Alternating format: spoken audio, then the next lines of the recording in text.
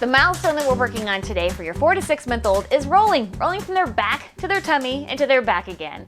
The activity that we're talking about in this video is baby playing with their feet and rolling. The tools that you're going to need for this activity are your boppy pillow, your foam roller, preferably one that has a flat side to it. This is the noodle that has about 1/4 of an inch that's sliced off of it. A pillow, and small pillow preferably, and some of your baby's preferred toys. So, grab those items and join me as we start this first video about helping your baby roll from their back to their tummy, back over to their back again.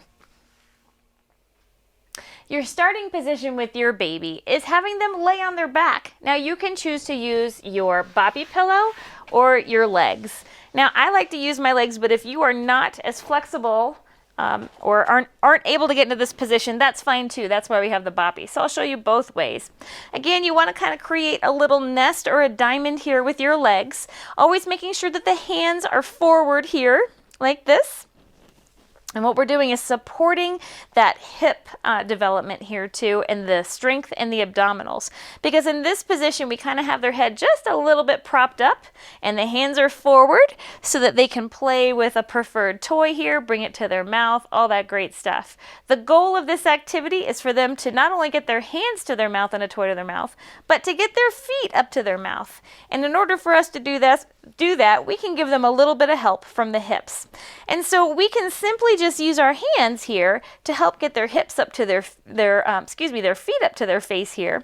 But we can also use something like a foam roller and just slide it underneath their little butt cheeks, just to give them a little boost to again work on those abdominal muscles so that they can flex the muscles of their tummy to help bring their feet up to their mouth, just like that. Again, remembering always to keep the hands forward. You don't want the hands kind of out here in this kind of startled sort of parachute response here. You want the hands more forward here. So putting that little bolster underneath their little booty helps get their hips up a little bit more. It just makes the task a little bit easier while they're learning how to use those muscles in their tummy and use the muscles in their hip flexors to bring the hips forward, the feet forward like that. And so what you can do here, if you've got those little rattles that I think they're called wrist rattles, and people oftentimes put them around the baby's wrist to help them bring their hands to their mouth, you can put those around their feet too. And you can also grab some of their preferred toys. If they have little soft loops on them, you can loop them around their little toes and just grab their attention that way. And then Joy's always looking in the wrong direction. I don't know what to tell you about that. but then they can get their feet up to their mouth in this way. With their toys attached. You can also, if you have a ring at home, I told you guys that I love these rings. You can put the little ring around their foot and draw their attention to it by banging it with something else and bring that up. They'll bring that up to their mouth that way, and then keeping that underneath their little booty, just like that. And they might even grab hold of the ring with their hands too here. Always making sure that you switch feet so that baby gets time on both feet, bringing that foot up to their mouth.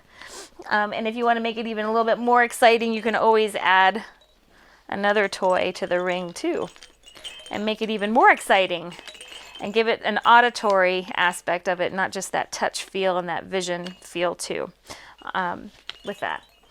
So if you don't have one of these handy, you can also use a pillow, and you would just sit on part of it too. So you want to put it underneath your bottom and their bottom in this position and bring their booty up close to you. And then again, holding them kind of in this diamond shape or this nest position to help get their little feet up to their face. Using those toys to help engage the vision and the hearing sense and the touch sense too. And even making sure that they can get both hands to that foot is a really great place for them to be. Now you can do the same position if you're not so flexible. You can do the same thing using the boppy pillow. So I don't want you to feel left out if you can't get into that position. Oops. But you can just take your foam roller and put it underneath there like that. And again, making that little nest with their little booty tucked in there, hands forward, and the same activities there. And That foam roller is there just to give them a little boost in their little heinies, just so they can get those abdominals engaged and get their hips up a little higher. And then as they get stronger, you can completely remove that and they can do that on their own. Just an example of using that pillow underneath their little fannies, and it's just a little bit, just a little tiny bit, just to underneath their little butt cheeks, so they can get their little hips up there. So just like that. So that's how you would use that, just to facilitate that first feet to mouth position. Now, the next thing we're going to talk about here is after they've kind of mastered that feet to mouth position, hopefully they've got it and they're lying on the floor here. If they still need a little help while they're lying flat on their back, you can return to using that pillow underneath their little hiney like that, just to give them a little bit more help. If that's too high, you can use something even smaller. You can revisit that towel roll, or you can use a foam roller underneath their little fannies. Again, using your toys as motivation to get them to grab hold of that. Now, the whole point here of them grabbing hold of that toy is that when they grab hold of that, again, they're doing that segmentation. They're not just moving as one big unit anymore. The hips are flexed, the arms are flexed forward, the head might be pulled a little bit more forward here too, all gaining lots of strength and mobility across the whole body. And so as they continue to grab hold of these things, they are naturally going to start to move a little bit. So if this hand reaches up and this hand reaches up, the way that gravity might take them is over to their side, and that's kind of what the goal is here. Usually it's going to come this way. Let me see if you can see that. Yeah, there we go. Coming this way over the body, which is so great. And then they'll continue to nosh on it with their little mouth here, kind of in that middle position there too. Same thing on this side.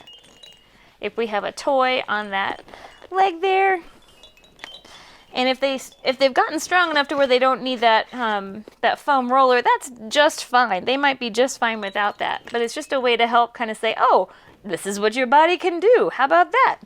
And bringing their foot up this way. And sometimes if they're having a hard time getting that foot up, attaching something that's a little bit longer so they can kind of feel that pull whenever they grab hold of it. So they're kind of tethered to each other here. Huh, well, let's see. I didn't know. How about if I pull that? Oh, it pulls my foot. What is that? And it just kind of gets them continuing to think about body awareness and that cause and effect of pulling, pushing, those kinds of things. Oftentimes when that the leg that is being pulled, you're going to roll in the opposite direction. So with this leg being pulled here or bringing that foot to the mouth, the body's just going to kind of roll over to the opposite side there. That's just kind of how that works. And they might surprise themselves here, and you might see the arms kind of go, whoa, what was that? What was that? What's happening?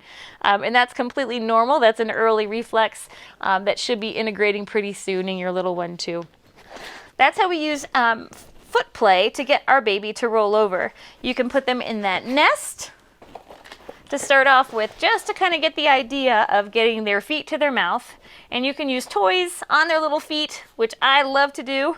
And then as they continue to reach and grasp those things and you can feel them kind of moving in your legs, they probably don't need your legs anymore. And then you can move your legs out to the side or the boppy pillow out to the side, and really, they can really continue to work on that segmentation in their trunk and those muscles in their abdominals and in their backs and in their hips and the hands and knees.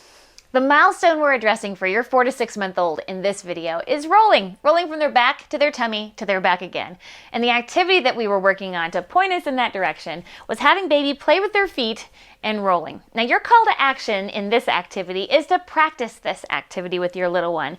Pay attention to how their body is moving, how they're rolling. Are they rubbing their feet together when they're rolling, or when they're lying on their back? And is one side easier than another for them to roll to? Do they roll to different sounds or objects more often than others? Have a look at those kinds of things and change things up a little bit for them. And then I want you to reflect in your playbook. I'll see you in our next video where we continue to work on rolling from back to tummy to back again.